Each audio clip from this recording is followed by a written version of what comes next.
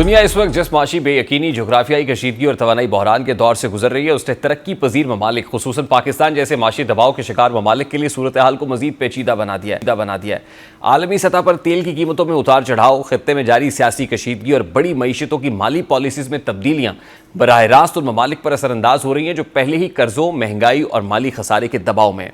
पाकिस्तान भी इस आलमी माशी तूफान से महफूज नहीं रहा। गुज़श्ता कुछ बरसों में मुल्क को एक मुसलसल महंगाई की लहर ने अपनी गिरफ्त में लिया हुआ है, जिसने न सिर्फ आम शहरी की रोज़मर्रा की ज़िंदगी को मुतासर किया है, बल्कि तनख्वाहदार तबके के लिए माशी तवाज़न बरकरार रखना इंतहाई मुश्किल बना दिया है। अशियाए खुरोनोश, बिजली, गैस और पेट्रोलियम मसनूआत की कीमतों में मुसलसल इजाफा एक ऐसे माशी दबाव को जन्म दे रहा है जिसके असरात हर तबके तक पहुंच चुके हैं। अब ऐसे माहौल में वफाकी बजट 2026-27 की तैयारियां अपने आखिरी मराहिल में दाखिल हो चुकी हैं और हुकूमत की जानिब से आइंदा बजट में सरकारी मुलाजमीन और पेंशनर्स के लिए मुमकिना रिलीफ की खबरें सामने आ रही हैं, जिसके मुताबिक तनख्वाहों में तकरीबन 7% और पेंशन में 5% इजाफे की तजवीज़ ज़ेर गौर है। यह तजवीज़ बज़ाहिर एक मस्बत इकदाम के तौर पर देखी जा रही है, लेकिन जब इसे मुल्क की मजमूई माशी सूरत हाल, महंगाई की शरह और अवामी मुश्किलात के तनाजुर में देखा जाए तो ये सवाल भी उभरता है कि क्या ये इजाफा वाकई रिलीफ फराहम करेगा या सिर्फ एक अलामती इकदाम साबित होगा। जैसा कि पाकिस्तान ब्यूरो ऑफ स्टेटिस्टिक्स के हालिया दादोशुमार के मुताबिक अप्रैल 2026 में महंगाई की शरह 10.9% तक पहुंच चुकी है,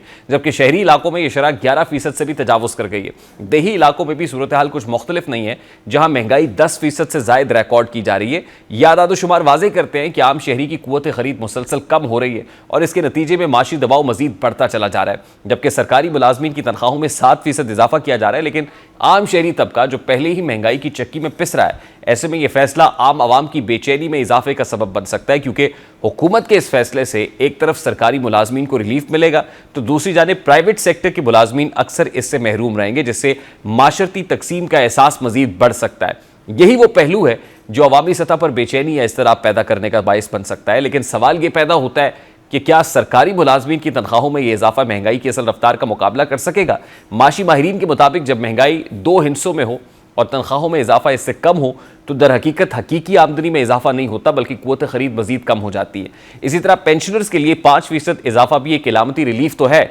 लेकिन बढ़ती हुई अद्वियात की कीमतें, इलाज मुआलजे के अखराजात और बुनियादी ज़रूरियात ज़िंदगी के बढ़ते हुए नर्ख इस इजाफे को कमज़ोर कर देते हैं। ख़ास तौर पर वो बुजुर्ग शहरी जो सिर्फ पेंशन पर इन्हिसार करते हैं, उनके लिए यह इजाफा शायद वक्ती सहारा तो हो सकता है, लेकिन मुस्तकिल हल नहीं हो सकता। गो कि हुकूमत की जानिब से किफ़ायतशारी और माली नज़्मो ज़ब्त की बात भी मुसलसल की जा रही है। मुख्तलिफ सरकारी बयानात में आया गया है कि बजट में तवाज़ुन बरकरार रखने के लिए गैर ज़रूरी अखराजात में कमी की जाएगी